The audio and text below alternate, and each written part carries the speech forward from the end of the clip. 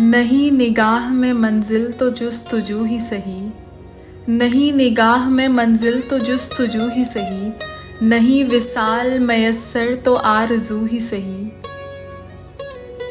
نہ تن میں خون فراہم نہ اشک آنکھوں میں، نہ تن میں خون فراہم نہ اشک آنکھوں میں، نماز شوق تو واجب ہے بے وضو ہی سہی۔ کسی طرح تو جمے بزم میں کدے والو، کسی طرح تو جمے بزم میں کدے والو، نہیں جو بادہ و ساغر تو ہاؤ ہو ہی سہی۔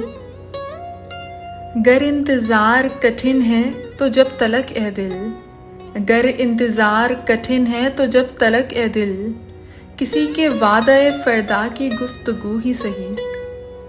دیار غیر میں محرم گر نہیں کوئی، دیار غیر میں محرم گر نہیں کوئی، تو فیض ذکر وطن اپنے روبرو ہی سہی، تو فیض ذکر وطن اپنے روبرو ہی سہی۔ نہیں نگاہ میں منزل تو جستجو ہی سہی، نہیں وصال میسر تو آرزو ہی سہی۔ یہ غزل نہیں نگاہ میں منزل تو جستجو ہی سہی 5 اشعار پر مشتمل ہے، جس کے شاعر فیض احمد فیض ہیں۔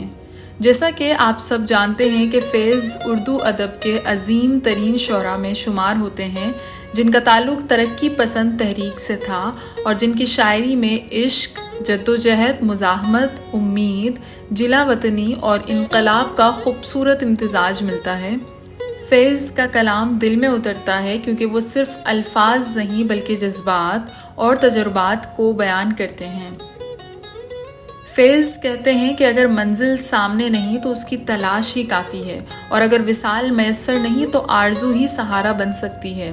انسان کو چاہیے کہ حالات چاہے جیسے بھی ہوں اپنے جذبے کو زندہ رکھے۔ جب جسم کمزور ہو، آنکھوں میں آنسو نہ ہو، تب بھی عشق کی نماز پڑھنا واجب ہے، چاہے بے وضو ہی کیوں نہ ہو۔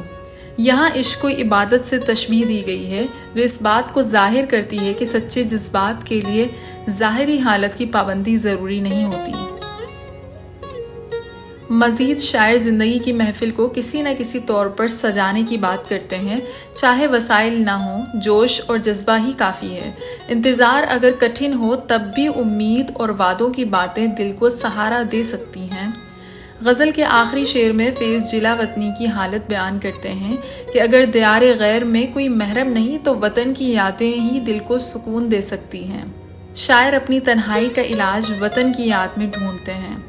اس پوری غزل میں فیض نے محرومی، تنہائی اور ناکامی کے باوجود حوصلہ، جدوجہد اور امید کو تھامے رکھنے کا پیغام دیا ہے۔